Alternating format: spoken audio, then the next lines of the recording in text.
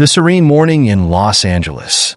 Susan Newton, a diligent and loving single mother, starts her day like any other, preparing breakfast for her daughter Carissa and ensuring they get out the door on time.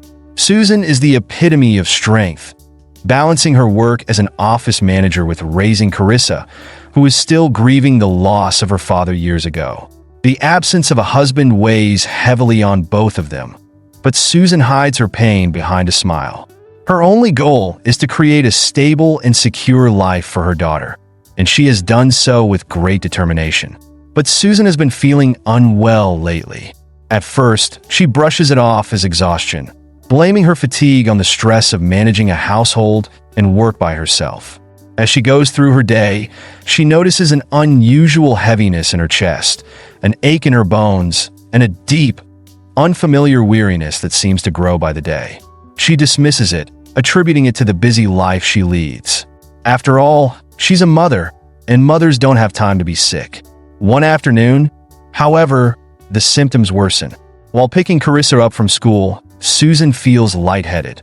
She grips the steering wheel tightly, trying to stay composed as Carissa chatters about her day from the back seat. Susan forces herself to smile and focus, but the dizziness persists. When they arrive home, Susan collapses onto the couch, her body unwilling to cooperate. The concern in Carissa's eyes forces her to confront the reality. Something is wrong. Reluctantly, Susan makes an appointment with her doctor. During the visit, Susan undergoes several tests, and the doctor, initially calm, grows more serious as the results come in. Susan sits anxiously in the sterile hospital room, her heart racing, feeling a gnawing sense of dread. When the doctor finally delivers the news, it is as if the world stops. The word cancer is spoken, but Susan feels like she's underwater, unable to process the reality of what is being said. Not only does she have cancer, but it is terminal. There is nothing the doctors can do to extend her life beyond a few months. Susan is struck by the finality of it all. There is no cure, no second chance. Her life is measured not in years, but in fleeting months, weeks, and moments. Overwhelmed by fear and disbelief, Susan leaves the hospital, walking in a daze through the bustling streets of the city. The noise of the world continues around her, but for Susan, time seems to have frozen. Her mind spirals with thoughts of Carissa.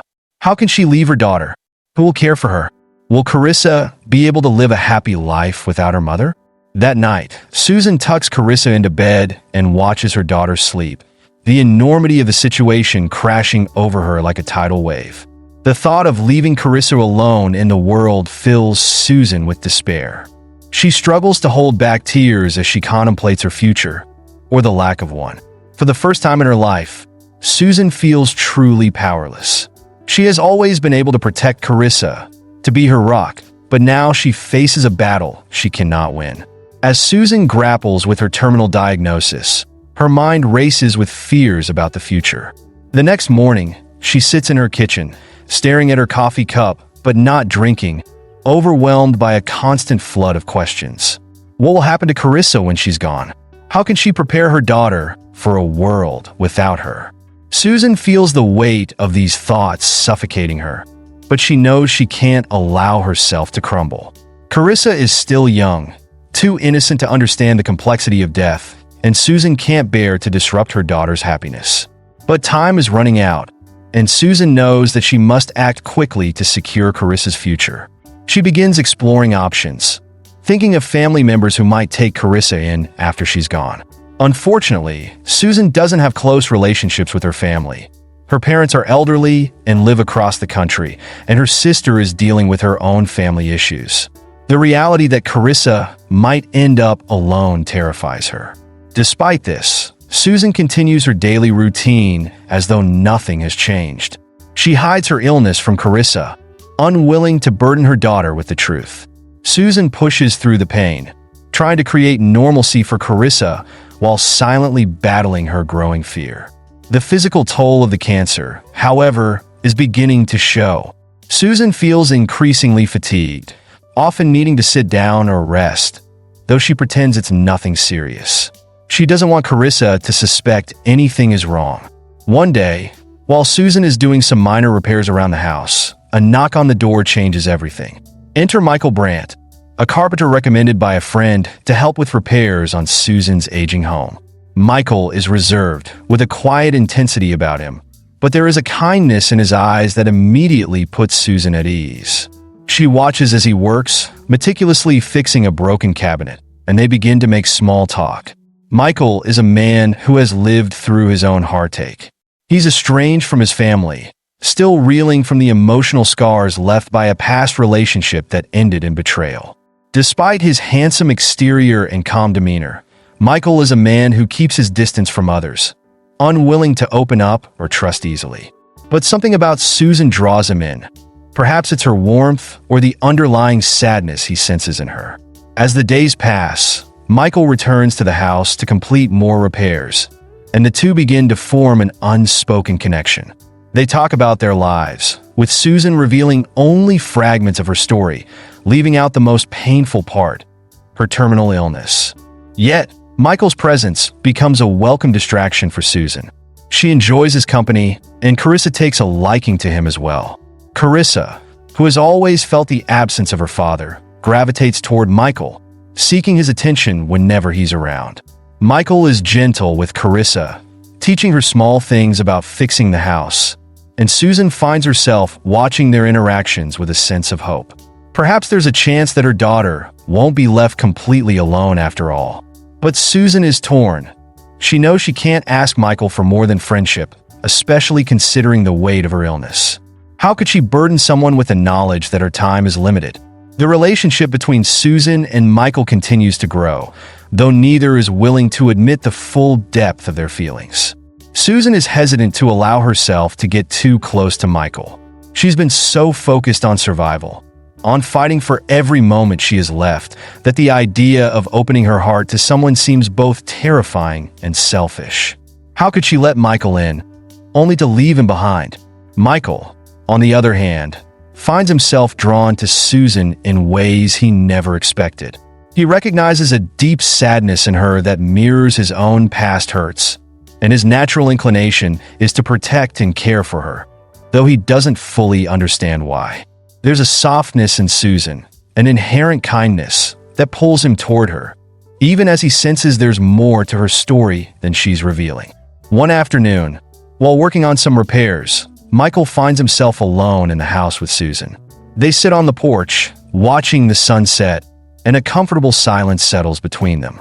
Susan finally opens up a little more, sharing with Michael that her life hasn't been easy since her husband passed away. She talks about the difficulty of raising Carissa alone, the financial struggles, and the overwhelming sense of responsibility she feels as both mother and father to her daughter. Michael listens, offering quiet support without judgment. He understands what it's like to carry the weight of loneliness, and his empathy for Susan deepens. But despite their growing closeness, Susan still keeps her illness a secret. She isn't ready to shatter the fragile bond they've formed by revealing the painful truth of her situation. Carissa, sensing the shift in her mother's mood, becomes increasingly attached to Michael. She looks up to him, seeing him as a father figure, even though she doesn't fully understand the complexity of her mother's relationship with him. For Carissa, Michael represents safety and fun, a respite from the worries she has about her mother's tiredness and frequent absences. As Susan watches Carissa and Michael interact, she begins to imagine a future where Michael could step into the role of guardian for her daughter. But it's an overwhelming thought. How could she possibly ask him to take on such a responsibility? As the months pass, Susan's health deteriorates, though she continues to keep her illness hidden from both Carissa and Michael. The physical toll becomes harder to ignore. She's constantly exhausted, her body weak and frail. Despite her best efforts, the cancer begins to take its toll, and Susan knows she can't hide it much longer. Michael, ever observant, begins to notice the changes in Susan's demeanor. She's more withdrawn, more tired than usual, and there are moments when she seems to be in pain. He grows concerned, but Susan continues to brush off his questions, insisting that she's fine. But Michael isn't convinced. He knows something is wrong, and his protective instincts kick in. One evening, after Carissa has gone to bed, Michael confronts Susan about her health. The conversation is tense at first. Susan is defensive, not wanting to admit the truth. But Michael is patient, gently encouraging her to open up. Finally, unable to hold back any longer, Susan breaks down and reveals her terminal diagnosis. The truth hits Michael like a freight train. He's devastated, not just by the news of her illness, but by the realization that he's fallen in love with her. Despite all his efforts to keep his heart guarded, Susan has become more than just a friend to him. She's someone he cares deeply about. And now, he faces the crushing reality that she's slipping away. Susan, in turn, is torn. She has fallen for Michael too, but she's terrified of the pain that will come from allowing herself to love someone only to leave them behind. She tries to push Michael away, telling him that it's better if he doesn't get too involved, but Michael refuses. He doesn't care about the time they have left. He wants to spend it with her and Carissa. In the face of death, Susan and Michael finally admit their love for each other. It's a bittersweet moment, filled with both hope and sorrow. For Susan, it's the first time she's allowed herself to truly feel happiness since her diagnosis, but it's also a reminder of the limited time she has left. Despite the looming tragedy, they decide to embrace their love, knowing that every moment they have together is precious. Michael promises Susan that he'll be there for her and for Carissa, no matter what happens. And for the first time in a long time, Susan feels a sense of peace. As Susan's health continues to decline, the reality of her situation becomes impossible to ignore. She struggles to keep up appearances for Carissa, who remains blissfully unaware of her mother's terminal illness. But the physical toll is undeniable. Susan's energy levels drop significantly, and she often finds herself retreating to her bedroom to rest, fighting off the unbearable fatigue and pain that accompanies her condition. Michael, now aware of the gravity of her illness, becomes a constant presence in the household, helping with everyday tasks and offering quiet support whenever he can. Susan and Michael's relationship deepens during these difficult months, though it is tinged with sadness. Every moment they share feels bittersweet, overshadowed by the knowledge that their time together is limited. Michael spends more time at Susan's home, helping her with repairs and household chores, but also just being by her side as her strength wanes. Their bond, though fragile, grows with each passing day, fueled by the shared understanding of Susan's impending fate. There's a calmness that Michael brings into Susan's life, even in the face of her illness. He's her rock, always steady and present, and Susan finds herself leaning on him more than she ever thought she would. She no longer tries to push him away. She's accepted that they're in this together, no matter how painful it may be in the end. There's an unspoken agreement between them. They will cherish every day they have left, making the most of their time together, even if it is fleeting. One evening, after Carissa has gone to bed, Michael surprises Susan with a candlelit dinner on the porch. He's cooked her favorite meal, something simple but thoughtful. And as they sit together under the stars, Susan feels a sense of peace wash over her.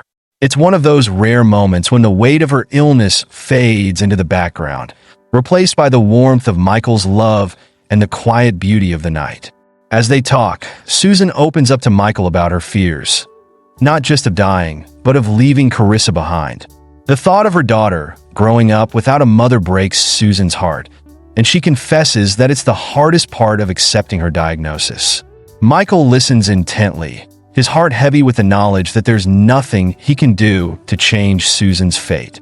But he reassures her, promising that he'll always be there for Carissa, that he'll make sure she's taken care of, no matter what. For the first time in months, Susan allows herself to cry in front of Michael. She's been so strong for so long, always trying to keep it together for Carissa's sake, but with Michael, she can let her guard down. He holds her as she sobs, and in that moment, Susan feels a strange sense of relief. She's no longer carrying the burden of her illness alone. Michael is sharing it with her, and it makes the weight just a little bit easier to bear. As the weeks pass, Susan's health continues to deteriorate. She's losing weight, her energy levels are plummeting, and the pain is becoming more difficult to manage. She's been trying to shield Carissa from the reality of her illness, but it's becoming increasingly clear that she can't keep the truth hidden much longer. Carissa, always observant, has begun to notice the changes in her mother. She asks more questions, wondering why Susan is always so tired, why she's not eating as much, and why she spends so much time resting. Susan knows it's time to have the conversation she's been dreading. She can't hide the truth from her daughter any longer. It's not fair to Carissa, and it's not fair to herself. One afternoon, while Michael is out running errands, Susan sits Carissa down in the living room. She takes a deep breath, trying to find the right words to explain something so incomprehensible to a child. "Sweetheart," Susan begins, her voice trembling slightly. "There's something I need to tell you." Carissa looks up at her mother, her wide eyes filled with concern. "You know how I've been feeling sick lately? It's more serious than just being tired or not feeling well. I'll be going to the doctor, and well, the truth is I have something called cancer." Carissa's face pales, and for a moment, she doesn't say anything. She doesn't fully understand what cancer means, but she knows enough to realize that it's bad. "Are you going to get better?" Carissa asks, her voice small and filled with fear. Susan's heart breaks. She wishes she could lie. Tell Carissa that everything will be fine, that she'll beat the illness and they'll go back to their normal lives. But she can't. "No, honey," Susan says gently, tears welling up in her eyes. "I'm not going to get better. The doctors have done everything they can, but the truth is, I don't have much time left." Carissa bursts into tears, and Susan pulls her daughter into her arms, holding her tightly as they both cry. It's the hardest conversation Susan has ever had, but she knows it's necessary. Carissa needs to know the truth, and she needs time to process what's happening.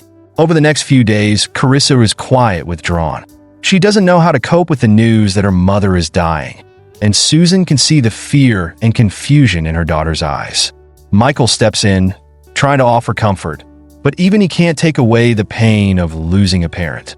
Susan and Michael do their best to create a sense of normalcy for Carissa, though it's clear that things will never be the same. They spend more time together as a family, going on outings when Susan's health allows, and making memories that Carissa will carry with her long after her mother is gone. It's a delicate balance, trying to enjoy the time they have left while preparing for the inevitable. As the months wear on, Susan's condition worsens. She's confined to bed most days, her body weak and ravaged by the cancer. Carissa has become quieter, more serious, as the weight of her mother's illness sinks in. She's no longer the carefree child she once was. She's growing up too fast, forced to confront the reality of death at far too young an age. Michael, ever the steady presence, has taken on the role of caretaker, not just for Susan, but for Carissa as well. He spends his days helping Susan with anything she needs, whether it's managing her pain or simply sitting with her to keep her company. But the emotional toll is heavy.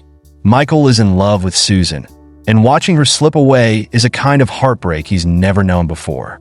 One evening, as the sun sets outside the bedroom window, Susan asks Michael to sit with her. She knows her time is running out, and there are things she needs to say before it's too late. "Michael," she begins, her voice weak but steady, "I need you to promise me something." Michael leans closer, taking her hand in his. "Anything," he says softly.